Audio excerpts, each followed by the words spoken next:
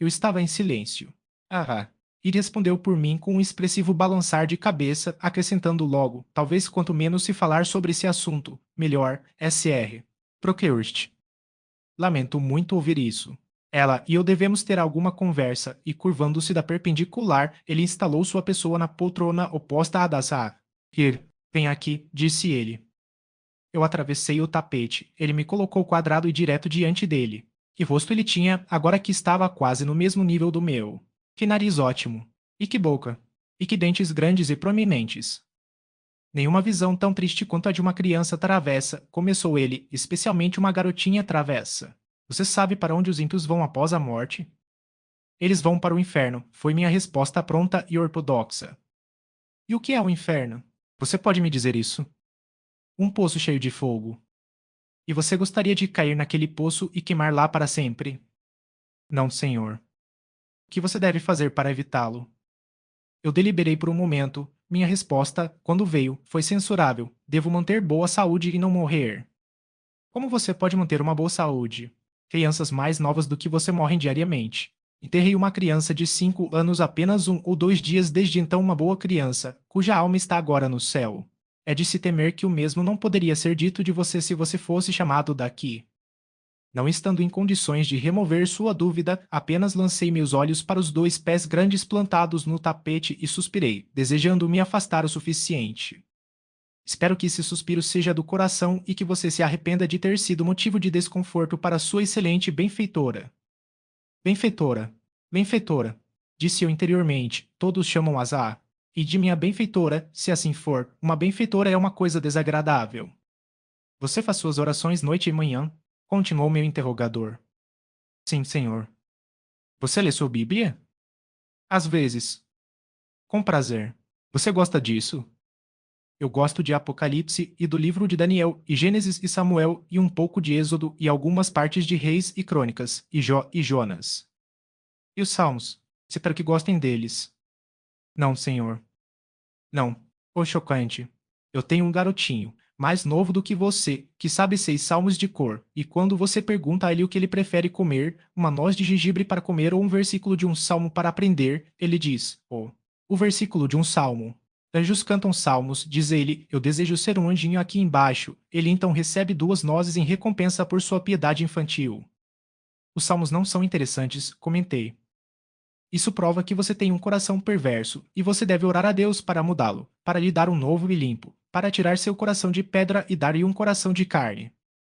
Eu estava prestes a propor uma pergunta, tocando a maneira pela qual aquela operação de mudar meu coração deveria ser realizada, quando a Saa se interpôs, dizendo-me para sentar. Ela então começou a continuar a conversa sozinha. SR. Procliurst, acredito que insinuei na carta que escrevi a você há 3 semanas, que esta garotinha não tem o caráter e a disposição que eu poderia desejar. Se você a admitisse na escola de Lowood, eu ficaria feliz se o superintendente e os professores fossem solicitados a ficar de olho nela e, acima de tudo, para se proteger contra sua pior falha, uma tendência ao engano. Menciono isso em sua audiência, Jane, para que você não tente impor ao SR. Procliurst. Bem posso temer, bem posso não gostar das Ra. E depois era de sua natureza me ferir cruelmente. Nunca fui feliz em sua presença. Por mais que eu obedecesse cuidadosamente, por mais que me esforçasse para agradá-la, meus esforços ainda eram repelidos e recompensados por frases como as acima. Agora, proferida diante de um estranho, a acusação me cortou no coração. Percebi vagamente que ela já estava obliterando a esperança da nova fase da existência em que me destinava a entrar. Senti, embora não pudesse expressar o sentimento, que ela estava semeando aversão e crueldade ao longo do meu caminho futuro. Eu me vi transformado sob os olhos do SR. Procliur tinha uma criança astuta e nociva, e o que eu poderia fazer para remediar o ferimento? Nada, de fato, pensei, enquanto lutava para reprimir um soluço e enxugava apressadamente algumas lágrimas, as evidências impotentes de minha angústia. O engano é, de fato, uma falha triste em uma criança, disse o SR. Procliurst é semelhante à falsidade, e todos os mentirosos terão sua porção no lago queimando com fogo e enxofre. Ela deve, no entanto, ser vigiada. Sa. Ir. Vou falar com Asta. Tempe os professores. Eu gostaria que ela fosse criada de uma maneira adequada às suas perspectivas. Continuou minha benfeitora, para ser útil, para ser mantida humilde. Quanto às férias, ela, com sua permissão, as passará sempre em Loud. Suas decisões são perfeitamente criteriosas, senhora, respondeu o SR. Procurst. A humildade é uma graça cristã e peculiarmente apropriada aos alunos de Lowood, e eu, portanto, ordeno que um cuidado especial seja dispensado ao seu cultivo entre eles. Estudei a melhor forma de mortificar neles o sentimento mundano de orgulho, e, outro dia, tive uma prova agradável do meu sucesso. Minha segunda filha, Augusta, foi com a mãe visitar a escola e, ao retornar, exclamou: "Oh, querido papai, como todas as meninas de Lowood parecem quietas e simples, com os cabelos penteados atrás das orelhas, e seus longos aventais, e aqueles pequenos bolsos da Holanda fora de seus vestidos, eles são quase como filhos de pessoas pobres." E, disse ela, eles olharam para o meu vestido e o da mamãe como se nunca tivessem visto um vestido de seda antes. Este é o estado de coisas que eu aprovo, respondeu Asha. E, se eu tivesse procurado toda a Inglaterra, dificilmente poderia ter encontrado um sistema mais adequado a uma criança como Jane Eyre. Consistência no KSR. Procliurst, eu defendo a consistência em todas as coisas. Consistência, senhora, é o primeiro dos deveres cristãos e foi observado em todos os arranjos relacionados ao estabelecimento de Lowood: comida simples, trajes simples, acomodações pouco sofisticadas, hábitos resistentes e ativos. Tal é a ordem do dia na casa e em seus habitantes. Muito bem, senhor. Posso então contar com essa criança sendo recebida como aluna em Lowood e treinada em conformidade com sua posição e perspectivas. Senhora, você pode. Ela será colocada naquele viveiro de plantas escolhidas, e eu confio que ela se mostrará grata pelo inestimável privilégio de sua eleição. Vou mandá-la, então, o mais rápido possível, SR. Procliurst, pois, garanto-lhe, sinto-me ansioso para ser aliviado de uma responsabilidade que estava se tornando muito enfadonha. Sem dúvida, senhora, e agora desejo-lhe bom dia. Voltarei a Brocklehurst no decorrer de 1 ou 2 semanas. Meu bom amigo, o arquidiácono, não permitirá que eu o deixe antes. Enviarei a Zita. Envie um aviso de que ela deve esperar uma nova garota, para que não haja dificuldade em recebê-la. Adeus. Adeus, SR. Procliurst, lembre-se de mim para Sá e Astá. Procliurst e para Augusta e Theodore e mestre Broughton Procliurst. Eu vou, senhora. Garotinha, aqui está um livro intitulado O Guia da Criança. Leia-o com oração, especialmente a parte que contém um relato da morte terrivelmente repentina de Martha G., uma criança travessa viciada em falsidade e engano. Com essas palavras, o SR. Procliurst colocou em minha mão um panfleto fino costurado e uma capa e, tendo tocado para sua carruagem, partiu. Ah, e eu ficamos sozinhos. Alguns minutos se passaram em silêncio. Ela estava costurando. Eu a observava. Ah, e pode ter naquela época uns 6 ou 7 e 30. Ela era uma mulher de estrutura robusta, ombros quadrados e membros fortes, não alta e, embora robusta, não obesa. Ela tinha um rosto um tanto grande, a mandíbula inferior sendo muito desenvolvida e muito sólida. Sua testa era baixa, seu queixo grande e prominente, boca e nariz suficientemente regulares. Sob suas sobrancelhas claras brilhava um olho desprovido de ruga. Sua pele era escura e opaca, seu cabelo quase louro. Sua constituição era sã como um sino, a doença nunca chegava perto dela. Ela era uma gerente exata e inteligente. Sua casa e inquilinos estavam totalmente sob seu controle. Seus filhos apenas às vezes desafiavam sua autoridade e riam com desprezo. Ela se vestia bem e tinha uma presença e um porto calculados para realçar trajes bonitos. Sentado em um banquinho baixo a poucos metros de sua poltrona, examinei sua figura, eu examinei suas feições. Na mão, segurei o folheto contendo a morte súbita do mentiroso, para cuja narrativa minha atenção havia sido apontada como uma advertência apropriada. O que acabara de passar, o que azar. E disse a meu respeito ao SR. Procliurst, todo o teor de sua conversa era recente, cru e pungente em minha mente. Eu senti cada palavra tão agudamente quanto a ouvi claramente, e uma paixão de ressentimento fomentou agora dentro de mim. Ah! Ida ergueu os olhos de seu trabalho, seus olhos pousaram nos meus, seus dedos ao mesmo tempo suspenderam seus movimentos ágeis. Saia da sala, voltar para o berçário, era seu mandato. Eu olhar ou qualquer outra coisa deve tê-la parecido ofensivo, pois ela falou com extrema irritação, embora reprimida. Levantei-me, fui até a porta, voltei novamente, caminhei até a janela, atravessei a sala e me aproximei dela. Devo falar, fui pisado severamente e devo me virar, mas como? Que força eu tinha para lançar retaliação ao meu antagonista? Eu uni minhas energias e as lancei nesta frase contundente. Não sou enganoso, se fosse, diria que te amava. mas declaro que não te amo. Não gosto de você mais do que qualquer pessoa no mundo, exceto de Reed. E este livro sobre o mentiroso você pode dar à sua garota, Georgiana, pois é ela quem conta mentiras, e não eu. As mãos das Ra. Ida ainda estavam inativas em seu trabalho. Seu olho de gelo continuava a se debruçar congelantemente sobre o meu. O que mais você tem a dizer? Ela perguntou, mais no tom em que uma pessoa pode se dirigir a um oponente da idade adulta do que o que é normalmente usado para uma criança.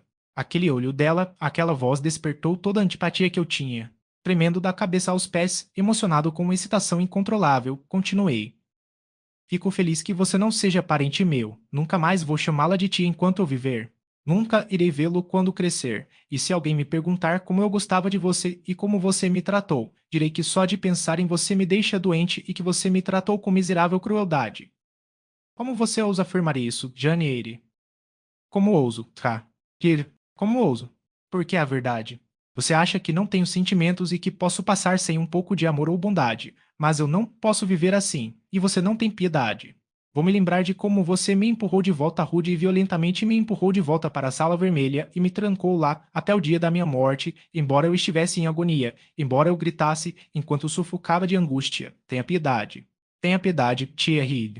Esse castigo que você me fez sofrer porque seu menino malvado me bateu me derrubou por nada.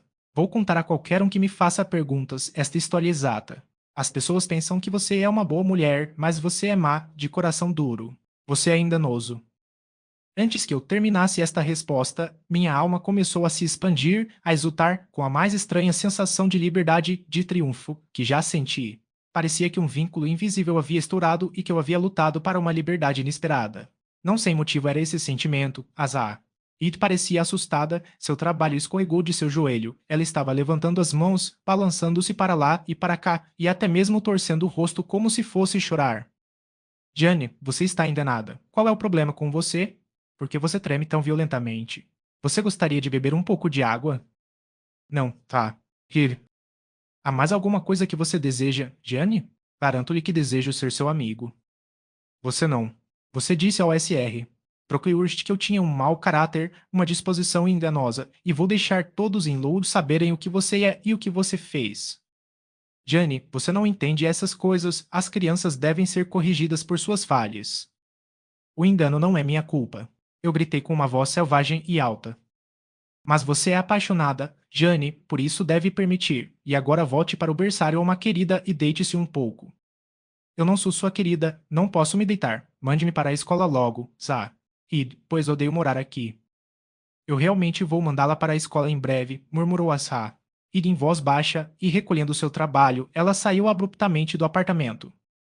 Fui deixado lá sozinho, vencedor do campo. Foi a batalha mais difícil que lutei e a primeira vitória que obtive. Fiquei um pouco no tapete onde o SR. Procleurst estava, e desfrutei da solidão de meu conquistador. Primeiro, sorri para mim mesmo e me senti elate, mas esse prazer feroz diminuiu em mim tão rápido quanto a pulsação acelerada de meus pulsos.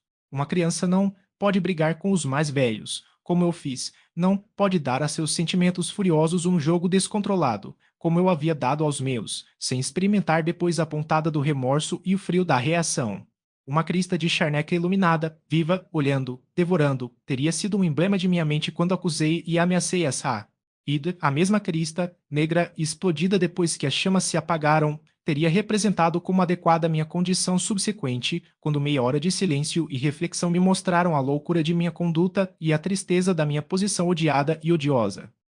Algo de vingança que eu havia provado pela primeira vez, como vinho aromático, parecia, ao engolir, quente e picante, seu sabor residual, metálico e corrosivo, me dava a sensação de ter sido envenenado. De bom grado, eu teria ido agora e pedido perdão a Azar.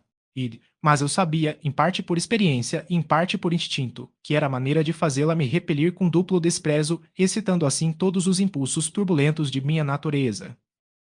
Eu gostaria de exercer alguma faculdade melhor do que a de falar ferozmente, de bom grado encontrar alimento para algum sentimento menos diabólico do que o da indignação sombria.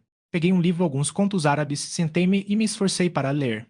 Eu não conseguia entender o assunto. Meus próprios pensamentos nadavam sempre entre mim e a página que eu geralmente achava fascinante. Abri a porta de vidro da sala de café da manhã. Os arbustos estavam bem imóveis. A geada negra reinava, ininterrupta pelo sol ou pela brisa, através do terreno. Cobri a cabeça e os braços com a saia do meu vestido e saí para caminhar em uma parte da plantação que estava bastante sequestrada, mas não encontrei prazer nas árvores silenciosas, os cones de abeto caindo, as relíquias congeladas do outono, as folhas avermelhadas, varridas pelos ventos passados em montes e agora enrijecidas. Encostei-me a um portão e olhei para um campo vazio onde nenhuma ovelha estava se alimentando, onde a grama curta estava cortada e escaldada. Era um dia muito cinzento, um céu muito opaco, onde Ingonsnau cobria tudo, daí os flocos caíram em intervalos, que se estabeleceram no caminho difícil e no lea sem derreter. Fiquei de pé, uma criança miserável o suficiente, sussurrando para mim mesmo repetidamente: o que devo fazer? De repente, ouvi uma voz clara chamar: Senhorita Jane. Onde você está? Venha almoçar. Era Bessie, eu sabia muito bem, mas eu não me mexi, seu passo leve veio tropeçando no caminho. Sua coisinha travessa, ela disse, porque você não vem quando é chamado. A presença de Bessie, comparada com os pensamentos sobre os quais eu estivera meditando, parecia alegre, embora, como sempre, ela estivesse um tanto zangada. O fato é que, depois de meu conflito e vitória sobre essa Id, eu não estava disposto a me importar muito com a raiva transitória da babá e eu estava disposto a me deleitar com sua leveza juvenil de coração. Eu apenas coloquei meus 2 braços em volta dela e disse: Venha, Bessie. Não repreenda. A ação foi mais franca e destemida do que qualquer outra em que eu estava acostumado a me entregar. De alguma forma, isso a agradou. Você é uma criança estranha, senhorita Jane, disse ela, enquanto olhava para mim, uma coisinha itinerante e solitária, e você está indo para a escola, suponho? Eu balancei a cabeça. E você não vai se arrepender de deixar a pobre Bessie? O que Bessie se importa comigo? Ela está sempre me repreendendo. Porque você é uma coisinha tão estranha, assustada e tímida. Você deveria ser mais ousado. O quê? Para obter mais golpes? Bobagem. Mas você é bastante pressionado, isso é certo. Minha mãe disse, quando veio me ver na semana passada, que não gostaria que um pequenino dela estivesse em seu lugar. Eu não acho que você tenha, Bessie. Criança. O que você quer dizer? Que olhos tristes você fixa em mim. Bem, mas a senhorita e as moças e o mestre John vão sair para tomar chá esta tarde e você tomará chá comigo. Vou pedir ao cozinheiro para assar um bolinho para você, e então você deve me ajudar a olhar suas gavetas, pois em breve vou arrumar seu baú. Mrs. pretende que você deixe gatejar em 1 ou 2 dias, e você deve escolher quais brinquedos você gosta de levar com você. Bessie, você deve prometer não me repreender mais até que eu vá. Bem, eu vou, mas lembre-se de que você é uma garota muito boa e não tenha medo de mim. Não comece quando eu tiver a chance de falar de forma bastante brusca, é tão provocador. Acho que nunca mais terei medo de você, Bessie, porque me acostumei com você e em breve terei outro grupo de pessoas a temer. Se você os teme, eles não vão gostar de você. Como você faz, Bessie? Eu não gosto de você, senhorita, acredito que gosto mais de você do que de todos os outros. Você não mostra isso. Sua coisinha afiada. Você tem uma maneira bem nova de falar, o que o torna tão aventureiro e resistente. Ora, em breve estarei longe de você, e além disso eu ia dizer algo sobre o que havia acontecido entre mim e Asa. Mas pensando bem, achei melhor permanecer em silêncio sobre esse assunto. Então você está feliz em me deixar? De jeito nenhum, Bessie. Na verdade, agora mesmo sinto muito. Agora mesmo. E sim, com que frieza minha pequena dama diz isso? Atrevo-me a dizer agora que se eu lhe pedisse um beijo, você não me daria. Você diria que prefere não. Vou beijá-lo e dar as boas-vindas. Abaixe a cabeça. Bessie se abaixou, nós nos abraçamos mutuamente e eu a segui até a casa bastante confortada. Aquela tarde caiu em paz e harmonia e à noite Bessie me contou algumas de suas histórias mais encantadoras e cantou algumas de suas canções mais doces. Mesmo para mim, a vida tinha seus raios de sol. Mal haviam batido 5 horas na manhã de 19 de janeiro, quando Bessie trouxe uma vela para o meu armário e me encontrou já de pé e quase vestido. Eu me levantei meia hora antes de sua entrada, lavei o rosto e vesti minhas roupas à luz de uma meia-lua que se punha, cujos raios fluíam pela janela estreita perto do meu berço. Eu deveria deixar gatechear naquele dia em uma carruagem que passou pelos portões da pousada às 6 da manhã. Bessie era a única pessoa que ainda se levantava. Ela acendera uma fogueira no berçário, onde agora passava a fazer meu café da manhã. Poucas crianças podem comer quando excitadas com os pensamentos de uma viagem, nem eu. Desci, tendo me pressionado em vão para pegar algumas colheradas do leite fervido e do pão que ela havia preparado para mim, embrulhou alguns biscoitos em um papel e os colocou na minha bolsa. Então ela me ajudou com minha pelisse e gorro e, enrolando-se em um chale, ela e eu saímos do berçário. Ao passarmos pelo quarto das Id, ela disse: Você vai entrar e se despedir da senhorita? Não, Bessie, ela veio ao meu berço ontem à noite, quando você desceu para jantar, e disse que eu não precisava incomodá-la pela manhã, nem meus primos, e ela me disse para lembrar que ela sempre foi minha melhor amiga e para falar dela e ser grato a ela de acordo. O que você disse, senhorita? Nada. Cobri meu rosto com as roupas de cama e me virei dela para a parede. Isso foi errado, senhorita Jane. Estava certo, Bessie. Sua senhorita não tem sido minha amiga, ela tem sido minha inimiga. Ele sabe que é a senhorita. Não diga isso. Adeus, agatecheada. Gritei eu, enquanto passávamos pelo corredor e saímos pela porta da frente. A lua estava posta e estava muito escuro. Bessie carregava uma lanterna, cuja luz refletia em degraus molhados e estrada de cascalho encharcada por um degelo recente. Crua e fria era a manhã de inverno. Meus dentes batiam enquanto eu corria pela estrada. Havia uma luz na cabana do porteiro. Quando chegamos, encontramos a esposa do porteiro acendendo o fogo. Meu baú, que havia sido carregado na noite anterior, estava amarrado na porta. Faltavam apenas alguns minutos para 6 e, pouco depois dessa hora, o distante rolo de rodas anunciou a carruagem que se aproximava. Fui até a porta e observei suas lâmpadas se aproximarem rapidamente através da escuridão. Ela está indo sozinha? Perguntou a esposa do porteiro. Sim. E a que distância está? 50 milhas. Que longo caminho. Eu me pergunto se ele não tem medo de confiar nela tão sozinha. A carruagem parou. Lá estava ele nos portões com seus 4 cavalos e seu topo carregado de passageiros. O guarda e o cocheiro pediram pressa em voz alta. Meu baú foi içado. Fui tirado do pescoço de Bessie, ao qual me agarrei com beijos. Certifique-se de cuidar bem dela, gritou ela para o guarda, enquanto ele me levantava para dentro. Sim, sim.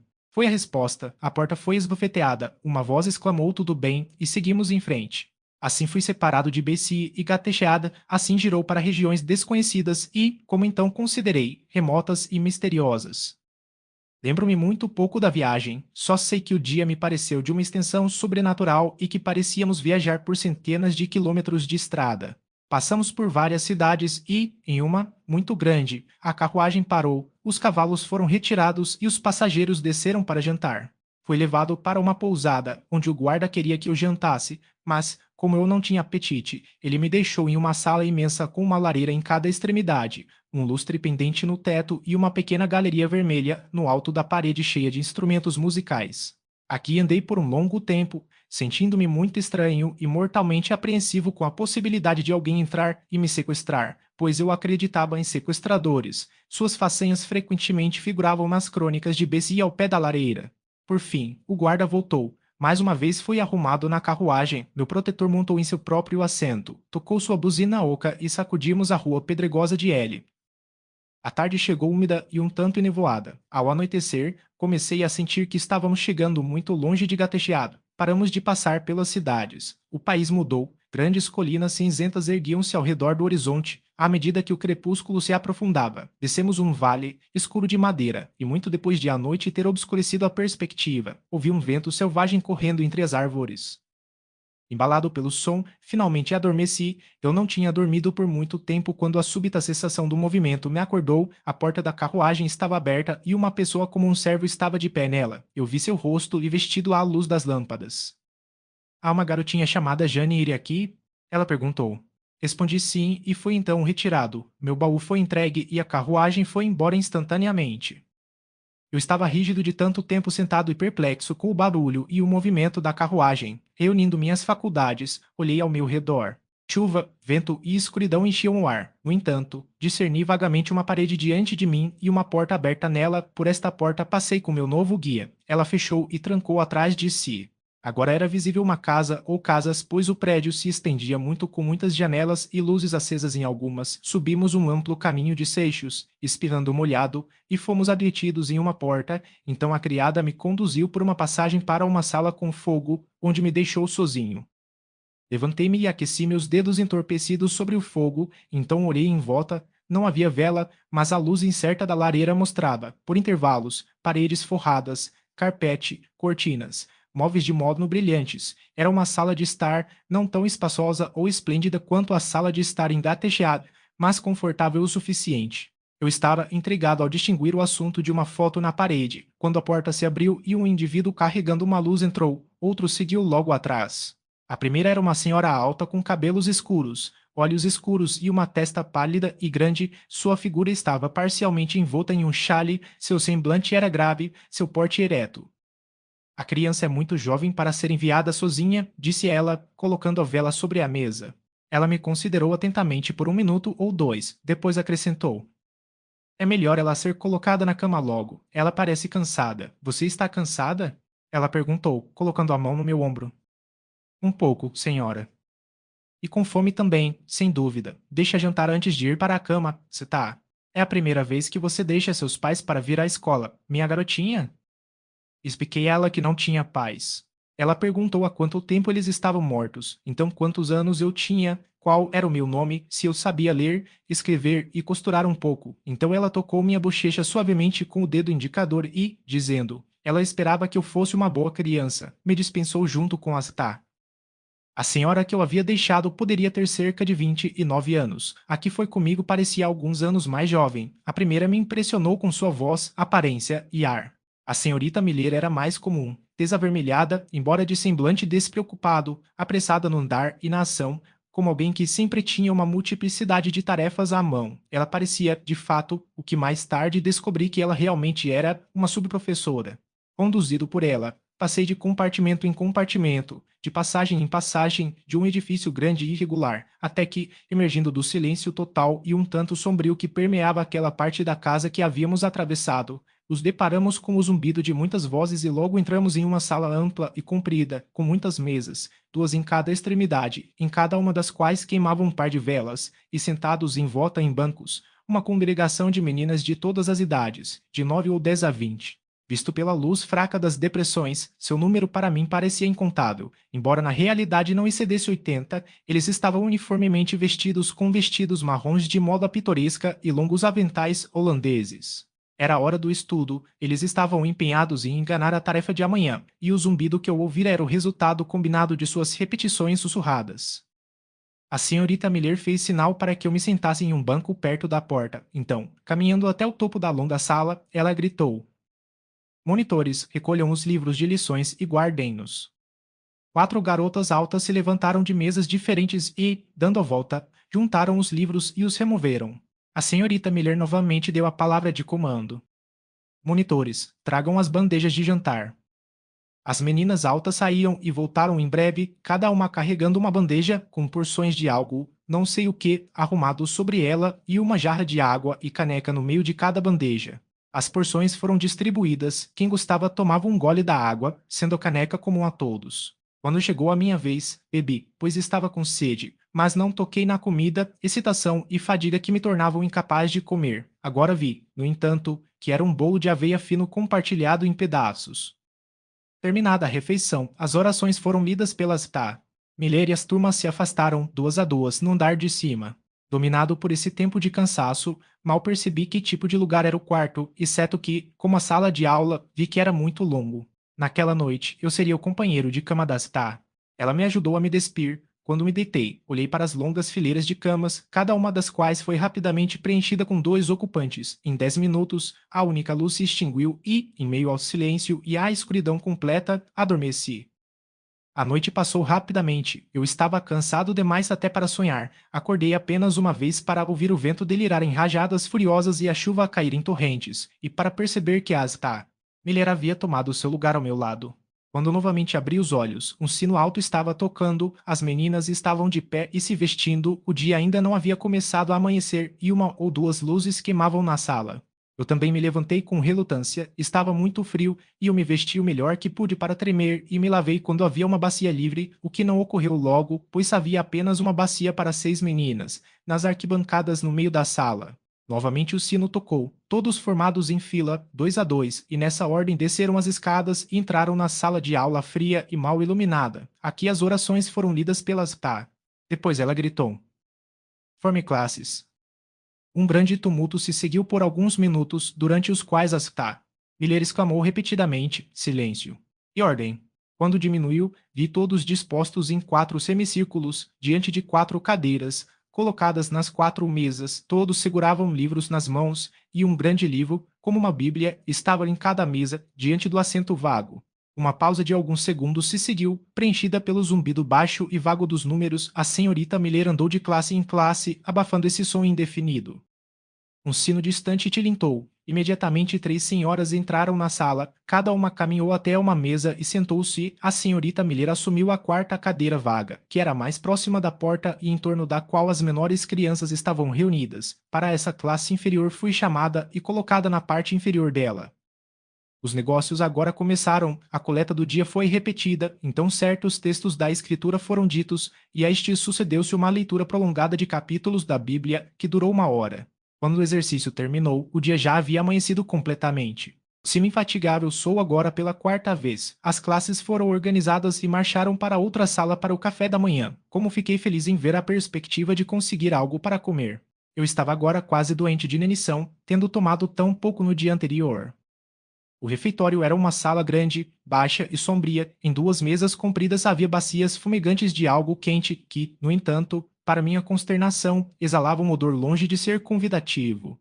Vi uma manifestação universal de descontentamento quando a fumaça do repasto encontrou as narinas daqueles destinados a engoli-lo. Da van da procissão, as garotas altas da primeira classe, levantaram-se as palavras sussurradas. Nojento. O mingau está queimado novamente. Silêncio. Ejaculou uma voz, não a das Miller, mas uma das professoras superiores, uma personagem pequena e morena, elegantemente vestida, mas de aspecto um tanto taciturno, que se instalou no topo de uma mesa, enquanto uma senhora mais rechonchuda presidia a outra. Procurei em vão por ela, que vira pela primeira vez na noite anterior. Ela não era visível. A senhorita Miller ocupava o pé da mesa onde eu estava sentado, e uma senhora idosa, de aparência estranha e de aparência estrangeira, a professora de francês, como descobri mais tarde, sentou-se na outra mesa. Uma longa graça foi dita e um hino cantado, então um servo trouxe um pouco de chá para os professores e a refeição começou. Voraz, e agora muito fraco, devorei 1 ou 2 colheradas da minha porção sem pensar em seu sabor, mas à primeira ponta da fome embotada, percebi que tinha em mãos uma bagunça nauseante. Mingau queimado é quase tão ruim quanto batatas podres, a própria fome logo adoece por causa disso. As colheres foram movidas lentamente, vi cada garota provar sua comida e tentar engoli-la, mas na maioria dos casos o esforço foi logo abandonado. O café da manhã havia acabado e ninguém havia tomado o café da manhã. Agradecendo pelo que não tínhamos recebido, e um segundo hino cantado, o refeitório foi evacuado para a sala de aula. Fui um dos últimos a sair e, ao passar pelas mesas, vi um professor pegar uma bacia de mingau e prová-lo. Ela olhou para os outros. Todos os seus semblantes expressaram descontentamento, e um deles, o robusto, sussurrou: coisas abomináveis. Que vergonha.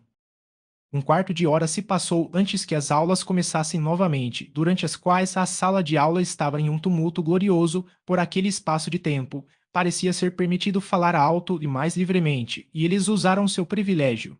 Toda a conversa girou em torno do café da manhã, do qual todos abusaram redondamente. Coitados!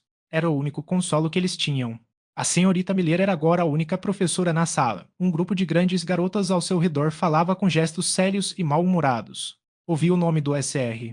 Procleurst pronunciado por alguns lábios, ao que Miller balançou a cabeça em desaprovação, mas ela não fez grande esforço para conter a ira geral. Sem dúvida, ela compartilhou disso. Um relógio na sala de aula bateu 9. A senhorita Miller deixou seu círculo e, de pé no meio da sala, gritou: silêncio! Para seus lugares. A disciplina prevaleceu. Em 5 minutos a multidão confusa foi resolvida em ordem, e um silêncio relativo reprimiu o clamor de línguas de Babel. Os professores superiores agora retomavam pontualmente seus postos, mas ainda assim, todos pareciam esperar. Dispostas em bancos nas laterais da sala, as 80 meninas sentaram-se imóveis e eretas. Eles apareceram em uma assembleia pitoresca, todos com mechas lisas penteadas de seus rostos, sem um cacho visível, em vestidos marrons, feitos altos e cercados por um estreito toquer na garganta, com pequenos bolsos de holanda em forma de bolsa de dander amarrados na frente de seus vestidos e destinados a servir ao propósito de uma bolsa de trabalho. Todos também usando meias de lã e sapatos feitos no campo, presos com fivelas de latão. Mais de 20 dos vestidos com esse traje eram meninas adultas, ou melhor, mulheres jovens. Combinava mal com eles e dava um ar de estranheza até mesmo para os mais bonitos. Eu ainda estava olhando para eles, e também em intervalos examinando os professores, nenhum dos quais me agradava precisamente, pois o robusto era um pouco grosseiro, o escuro não um pouco feroz, o estrangeiro áspero e grotesco, e a senhorita Miller, coitada. Parecia roxo, castigado pelo tempo e sobrecarregado de trabalho quando, enquanto meus olhos vagavam de um rosto para outro, toda a escola se ergueu simultaneamente, como se movida por uma fonte comum. Qual era o problema? Eu não tinha ouvido nenhuma ordem dada, fiquei intrigado. Antes que eu recuperasse meu juízo, as classes estavam novamente sentadas, mas como todos os olhos estavam agora voltados para um ponto, os meus seguiram a direção geral e encontraram um personagem que me recebera na noite passada. Ela estava no fundo da longa sala, na lareira, pois havia um fogo em cada extremidade. Ela examinou as duas fileiras de meninas silenciosa e gravemente. A senhorita Miller se aproximou, pareceu fazer-lhe uma pergunta e, tendo recebido sua resposta, voltou para seu lugar e disse em voz alta: Monitor da primeira classe, traga os globos. Enquanto a direção estava sendo executada, a senhora consultada moveu-se lentamente pela sala. Suponho que tenho um órgão considerável de veneração, pois ainda mantenho a sensação de admiração com que meus olhos traçaram seus passos. Vista agora, em plena luz do dia, ela parecia alta, clara e bem torneada, olhos castanhos com uma luz benigna em suas íridas, e um fino lápis de longos cílios redondos aliviavam a brancura de sua grande frente. Em cada uma de suas têmporas, seu cabelo, de um castanho muito escuro, estava agrupado em cachos redondos, de acordo com a moda da época, quando nem faixas lisas nem cachos longos estavam em voga. Seu vestido, também na moda da época, era de tecido roxo, aliviado por uma espécie de enfeite espanhol de veludo preto. Um relógio de ouro. Relógios não eram tão comuns na época como agora brilhava em seu cinto. Deixe o leitor adicionar, para completar o quadro, recursos refinados, uma tez, se pálida, clara, e um ar e carruagem imponentes, e ele terá, pelo menos, tão claramente quanto as palavras podem dar, uma ideia correta do exterior da cidade. O superintendente de Loud, pois assim era essa senhora, tendo-se sentado diante de um par de globos colocados em uma das mesas, convocou a primeira classe ao seu redor e começou a dar uma aula de geografia. As classes mais baixas eram chamadas pelos professores. Repetições de história, gramática, etc. duravam uma hora. Escrita e aritmética foram bem-sucedidas, e aulas de música foram dadas por Miss Temp a algumas das meninas mais velhas. A duração de cada lição era medida pelo relógio, que finalmente batia meia-noite. O superintendente levantou-se. Tenho uma palavra a dirigir aos alunos, disse ela. O tumulto da cessação das aulas já estava irrompendo, mas afundou em sua voz. Ela continuou. Você tomou esta manhã um café da manhã que não pude comer, você deve estar com fome. Eu ordenei que um almoço de pão e queijo seja servido a todos. Os professores olharam para ela com uma espécie de surpresa. Isso deve ser feito sob minha responsabilidade, acrescentou ela em tom explicativo para eles, e imediatamente depois saiu da sala. O pão e o queijo foram trazidos e distribuídos para grande deleite e refresco de toda a escola. A ordem agora foi dada para o jardim. Cada um colocou um gorro de palha grossa, com fios de chita colorida e um manto de friso cinza. Eu estava equipado da mesma forma e, seguindo o riacho, fui para o ar livre.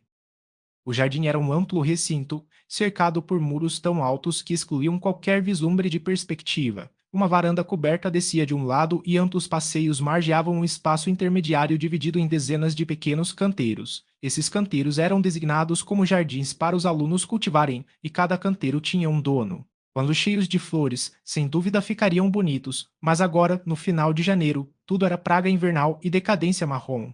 Estremeci quando me levantei e olhei ao meu redor. Era um dia inclemente para exercícios ao ar livre, não positivamente chuvoso, mas escurecido por uma neblina amarela chuvosa. Tudo sob os pés ainda estava encharcado com as enchentes de ontem.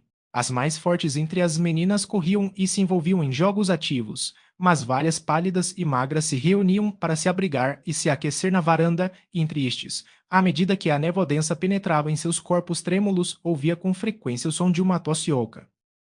Até agora eu não havia falado com ninguém, nem ninguém parecia me notar. Eu estava sozinho o suficiente, mas a esse sentimento de isolamento eu estava acostumado. Não me oprimiu muito.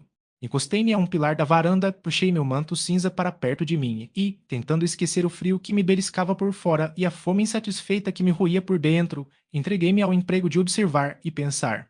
Minhas reflexões eram muito indefinidas e fragmentárias para merecer registro. Eu mal sabia onde estava. Gatechear e minha vida passada pareciam flutuar para uma distância incomensurável. O presente era vago e estranho, e do futuro eu não conseguia formar nenhuma conjectura.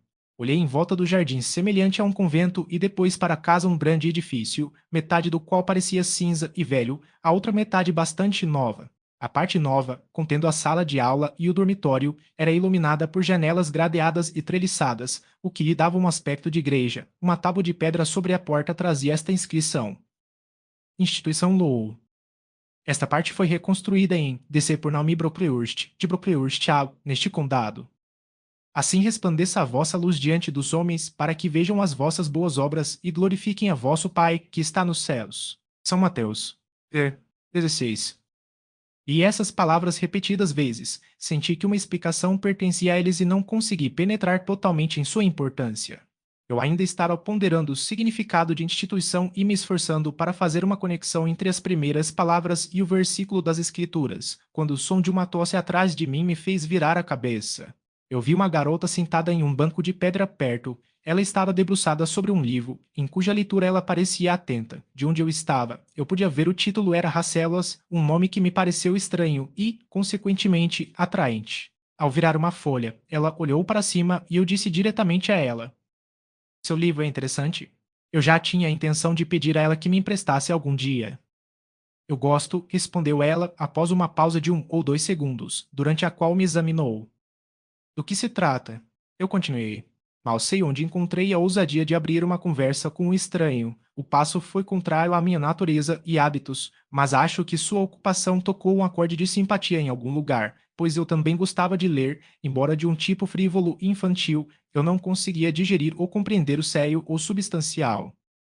Você pode dar uma olhada, respondeu a garota, oferecendo-me o livro. Eu fiz isso, um breve exame me convenceu de que o conteúdo era menos atraente do que o título, as celas pareciam enfadonho ao meu gosto insignificante, não vi nada sobre fadas, nada sobre gênios, nenhuma variedade brilhante parecia se espalhar pelas páginas impressas de perto. Eu devolvi para ela, ela o recebeu em silêncio e, sem dizer nada, estava prestes a recair em seu antigo humor estudioso, novamente me aventurei a perturbá-la. Você pode me dizer o que significa a escrita naquela pedra sobre a porta? O que é a Loure Institution? Esta casa onde você veio morar. E por que eles chamam isso de instituição? É de alguma forma diferente de outras escolas? É em parte uma escola de caridade. Você e eu, e todos nós, somos crianças de caridade. Suponho que você seja órfão, seu pai ou sua mãe não estão mortos. Ambos morreram antes que eu me lembrasse. Bem, todas as meninas aqui perderam um ou ambos os pais, e isso é chamado de instituição para educar órfãos. Não pagamos dinheiro. Eles nos mantêm para nada? Pagamos, ou nossos amigos pagam, 15 libras por ano por cada um. Então por que eles nos chamam de crianças de caridade? Porque 15 libras não são suficientes para alimentação e ensino, e a deficiência é suprida por assinatura. Quem se inscreve? Diferentes senhoras e senhores de mentalidade benevolente neste bairro e em Londres. Quem foi Naomi Brocklehurst? A senhora que construiu a nova parte desta casa como aquela tabuleta registra e cujo filho supervisiona e dirige tudo aqui. Por quê? Porque ele é tesoureiro e gerente do estabelecimento. Então esta casa não pertence àquela senhora alta que usa um relógio e que disse que deveríamos comer um pouco de pão e queijo? Para a senhorita Temple. Ou não. Eu gostaria que sim. Ela tem que responder ao SR. Procure-urst por tudo o que faz. O SR. Procure-urst compra toda a nossa comida e todas as nossas roupas. E mora aqui. Não a 2 milhas de distância, em um grande salão. Ele é um bom homem. Ele é um clérigo e dizem que faz muito bem. Você disse que aquela senhora alta se chamava Miss Temple? Sim. E como são chamados os outros professores? Aquela com bochechas vermelhas se chama Star. Ela cuida do trabalho e corta, pois fazemos nossas próprias roupas, nossos vestidos e peliças e tudo mais. A pequena de cabelos pretos é a Star. Ela ensina história e gramática e ouve as repetições da segunda aula, e aquela que usa um chale e tem um lenço de bolso amarrado ao lado com uma faixa amarela é Madame Pirrotte. Ela vem de Lisle, na França, e ensina francês. Você gosta dos professores? Bem o suficiente. Você gosta do pequeno preto, e a madame não consigo pronunciar o nome dela como você. A senhorita Scatcherd é apressada, você deve tomar cuidado para não ofendê-la. Madame Pierrot não é um tipo ruim de pessoa. Mas a senhorita Temple é a melhor, não é? A senhorita Temple é muito boa e muito inteligente, ela está acima do resto, porque sabe muito mais do que eles. Você está aqui há muito tempo? 2 anos. Você é órfão? Minha mãe está morta. Você está feliz aqui? Você faz muitas perguntas. Eu lhe dei respostas suficientes por enquanto, agora eu quero ler. Mas naquele momento a convocação soou para o jantar. Todos voltaram a entrar na casa. O odor que agora enchia o refeitório era pouco mais apetitoso do que aquele que havia regalado nossas narinas no café da manhã. O jantar foi servido em 2 enormes recipientes estanhados, de onde subia um forte vapor com cheiro de gordura rançosa. Achei a bagunça composta por batatas indiferentes e estranhos pedaços de carne enferrujada misturados e cozidos juntos. Desta preparação, um prato razoavelmente abundante foi distribuído para cada aluno. Comi o que pude e me perguntei se a comida de todos os dias seria assim. Depois do jantar, imediatamente fomos para a sala de aula. As aulas recomeçaram e continuaram até às 5 horas. O único acontecimento marcante da tarde foi que vi a garota com quem conversei na varanda ser dispensada em desgraça pelas Thatcher de uma aula de história e enviada para ficar no meio da grande sala de aula. A punição me pareceu em alto grau ignominiosa, especialmente para uma garota tão grande, ela parecia ter 13 anos ou mais. Eu esperava que ela mostrasse sinais de grande angústia e vergonha, mas, para minha surpresa, ela não chorou nem curou. Composta, embora grave, ela permanecia a marca central de todos os olhos. Como ela pode suportar isso tão silenciosamente e tão firmemente? Eu perguntei a mim mesmo. Se eu estivesse no lugar dela, parece-me que desejaria que a terra se abrisse e me engolisse. Ela parece estar pensando em algo além de sua punição, além de sua situação, em algo que não está ao seu redor nem diante dela. Já ouvi falar de devaneio, se ela está sonhando agora? Seus olhos estão fixos no chão, mas tenho certeza de que não vê, sua visão parece voltada para dentro, descida para o coração. Ela está olhando para o que pode lembrar, eu acredito, não no que está realmente presente. Eu me pergunto que tipo de garota ela é, se boa ou travessa. Logo depois das 5 da tarde, tivemos outra refeição, consistindo em uma pequena caneca de café e meia fatia de pão integral. Devorei meu pão e bebi meu café com prazer, mas eu deveria ter ficado feliz com muito mais, ainda estava com fome. Meia hora de recreação foi bem sucedida, depois estudo, depois o copo de água e o pedaço de bolo de aveia, orações e cama. Esse foi meu primeiro dia em Lowell. O dia seguinte começou como antes, levantando-se e vestindo-se à luz do rush, mas esta manhã fomos obrigados a dispensar a cerimônia de lavagem, a água nos jarros estava congelada. Uma mudança ocorreu no clima na noite anterior, e um forte vento nordeste, assobiando pelas fendas das janelas de nossos quartos a noite toda, nos fez tremer em nossas camas e transformou o conteúdo dos jarros em gelo. Antes que a longa hora e meia de orações e leitura da Bíblia terminasse, eu me senti pronto para perecer de frio. A hora do café da manhã finalmente chegou, e esta manhã o mingau não foi queimado, a qualidade era comestível, a quantidade pequena. Quão pequena minha porção parecia. Eu gostaria que tivesse sido dobrado. No decorrer do dia, fui matriculado como membro da quarta classe e tarefas e ocupações regulares me foram atribuídas. Até então, eu tinha sido apenas um espectador dos procedimentos em Lowood, eu agora me tornaria um ator nele.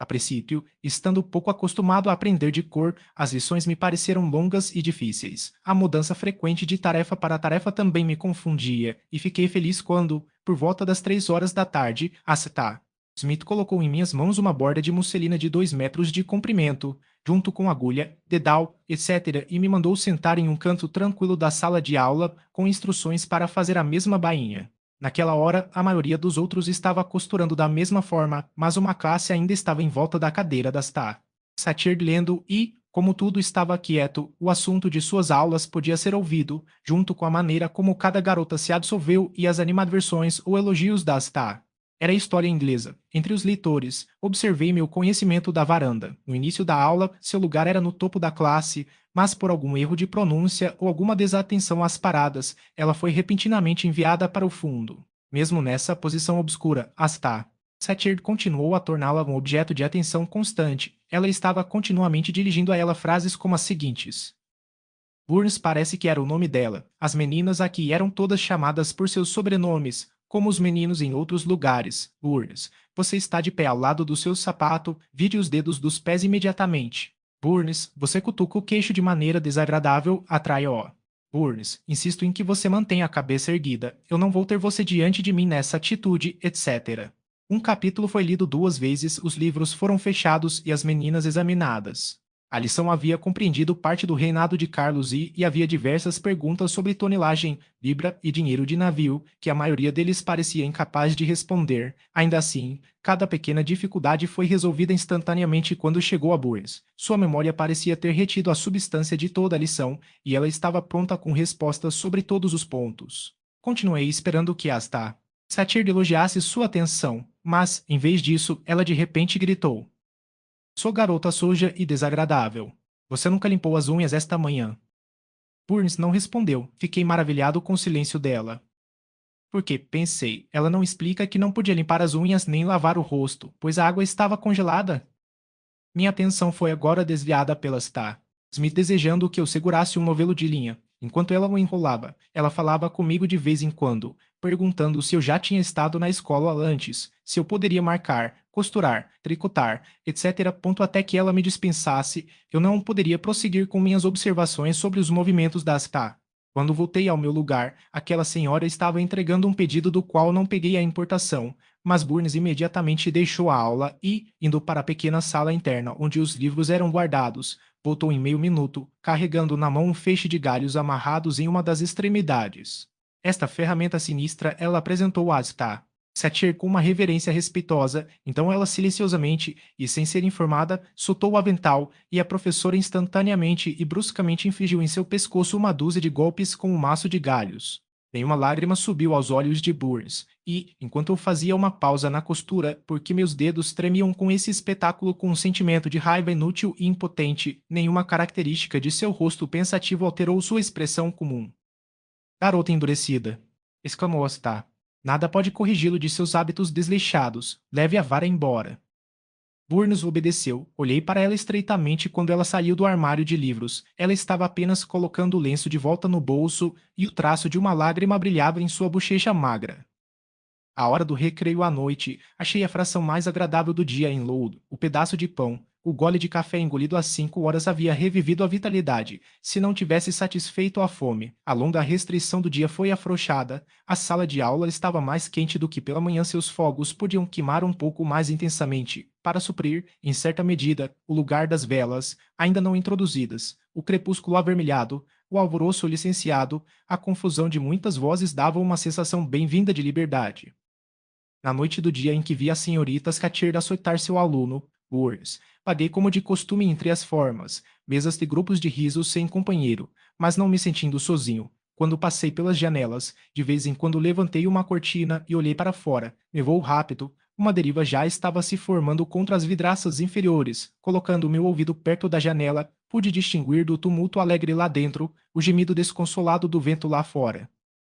Provavelmente, se eu tivesse deixado recentemente um bom lar e pais gentis, esta teria sido a hora em que eu deveria ter lamentado mais profundamente a separação. Aquele vento teria então entristecido meu coração, esse caos obscuro teria perturbado minha paz.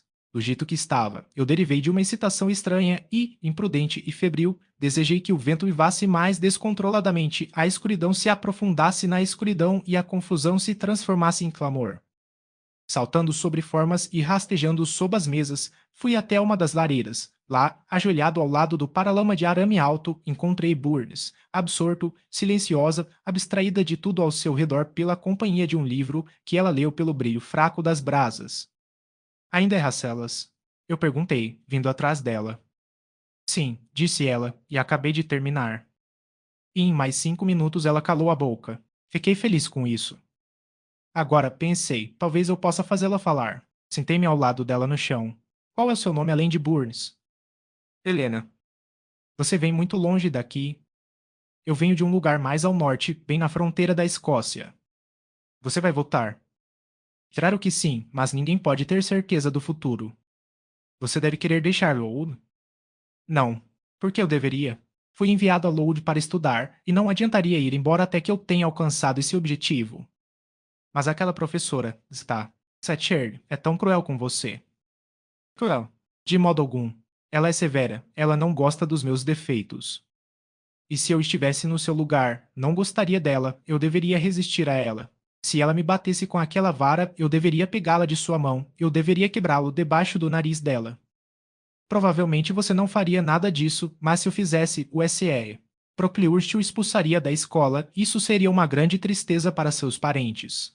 É muito melhor suportar pacientemente uma inteligência que ninguém sente além de você, do que cometer uma ação precipitada cujas más consequências se estenderão a todos os que estão ligados a você, e, além disso, a Bíblia nos convida a retribuir o mal com o bem. Mas então, parece vergonhoso ser açoitado e ser enviado para ficar no meio de uma sala cheia de pessoas, e você é uma garota tão boa. Sou muito mais jovem que você e não pude suportar. No entanto, seria seu dever suportá-lo, se você não pudesse evitá-lo. É fraco e tolo dizer que você não pode suportar o que é seu destino ser obrigado a suportar. Eu a ouvi com admiração. Eu não conseguia compreender essa doutrina da resistência, e menos ainda pude entender ou simpatizar com a paciência que ela expressou por seu castigo. Ainda assim, senti que Ellen Burns considerava as coisas por uma luz invisível aos meus olhos. Suspeitei que ela pudesse estar certa e eu errado, mas eu não ponderaria profundamente sobre o assunto, como Felix. Adiei para uma temporada mais conveniente. Você diz que tem falhas, Ellen. Quais são elas? Para mim, você parece muito bom. Então aprenda comigo a não julgar pelas aparências. Sou, como disse Azatá, Satir, desleixada, raramente coloco e nunca mantenho as coisas em ordem. Eu sou descuidado, eu esqueço as regras. Eu lia quando deveria aprender minhas lições. Eu não tenho método e às vezes eu digo, como você, que não suporto ser submetido a arranjos sistemáticos. Tudo isso é muito provocador para Azatá, Satir, que é naturalmente arrumada, pontual e particular. Irritado e cruel, acrescentei, mas Ellen Burns não admitiu minha adição. Ela manteve silêncio. A senhorita Temple é tão severa com você quanto a senhorita Scatcher? Ao pronunciar o nome das Temple, um sorriso suave esvoaçou sobre seu rosto grave.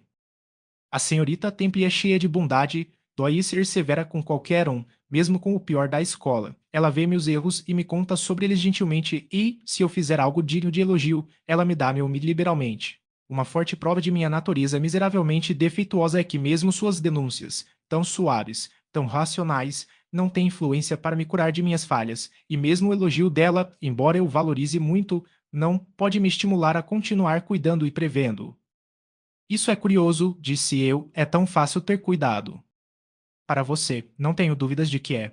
Eu observei em sua aula esta manhã e vi que você estava muito atento. Seus pensamentos nunca pareciam vagar enquanto as está. Agora, os meus continuamente se afastam, quando eu deveria estar ouvindo as está. Satir e coletando tudo o que ela diz com assiduidade. Muitas vezes perco o próprio som de sua voz, eu caio em uma espécie de sonho. Às vezes penso que estou em Northumberland e que os fluidos que ouço ao meu redor são o borbulhar de um pequeno riacho que atravessa Deepden, perto de nossa casa, e não tendo ouvido nada do que foi lido para ouvir o riacho visionário, não tenho resposta pronta. No entanto, quão bem você respondeu esta tarde. Foi mero acaso, o assunto sobre o qual estávamos lendo me interessou. Esta tarde, em vez de sonhar com Deepden, eu estava me perguntando como um homem que desejava fazer o certo poderia agir de forma tão injusta e imprudente como Carlos e às vezes fazia, e pensei que pena que, com sua integridade e consciência, ele não conseguisse ver além das prerrogativas da coroa. Se ele tivesse sido capaz de olhar para longe e ver como o que eles chamam de espírito da época estava tendendo. Ainda assim, gosto de Charles seu respeito, tenho pena dele, pobre rei assassinado. Sim, seus inimigos eram os piores. Eles derramavam sangue que não tinham o direito de derramar. Como eles ousaram matá-lo? Ele estava falando consigo mesmo agora. Ela havia esquecido que eu não podia entendê-la muito bem, que eu ignorava, ou quase ignorava, o assunto que ela discutia. Eu a chamei de volta ao meu nível. E quando a senhorita Temple lhe ensinar, seus pensamentos divagam então? Não, certamente, não com frequência, porque a senhorita Temple geralmente tem algo a dizer que é mais novo do que minhas próprias reflexões. Sua linguagem é singularmente agradável para mim, e as informações que ela comunica são muitas vezes exatamente o que eu desejava ganhar. Bem, então, com as Temple, você é bom. Sim, de forma passiva. Não faço nenhum esforço, eu sigo como a inclinação me guia. Não há mérito em tal bondade. Muito, você é bom para aqueles que são bons para você. É tudo o que eu sempre desejo ser. Se as pessoas fossem sempre gentis e obedientes àqueles que são cruéis e injustos, as pessoas perversas teriam tudo do seu jeito, elas nunca sentiriam medo e, portanto, nunca mudariam, mas piorariam cada vez mais. Quando somos atingidos sem motivo, devemos revidar com muita força. Tenho certeza de que deveríamos tão difícil a ponto de ensinar a pessoa que nos atingiu a nunca mais fazer isso. Você vai mudar de ideia, espero, quando envelhecer, por enquanto você é apenas uma garotinha sem instrução. Mas eu sinto isso, Helen. Devo não gostar daqueles que, o que quer que eu faça para agradá-los, persistem em não gostar de mim. Devo resistir àqueles que me punem injustamente. É tão natural quanto amar aqueles que me mostram afeição ou me submeter à punição quando sinto que é merecida. Pagãos e tribos selvagens mantêm essa doutrina, mas cristãos e nações civilizadas a renegam. Com, eu não entendo. Não é a violência que melhor supera o ódio nem a vingança que certamente cura a injúria. O que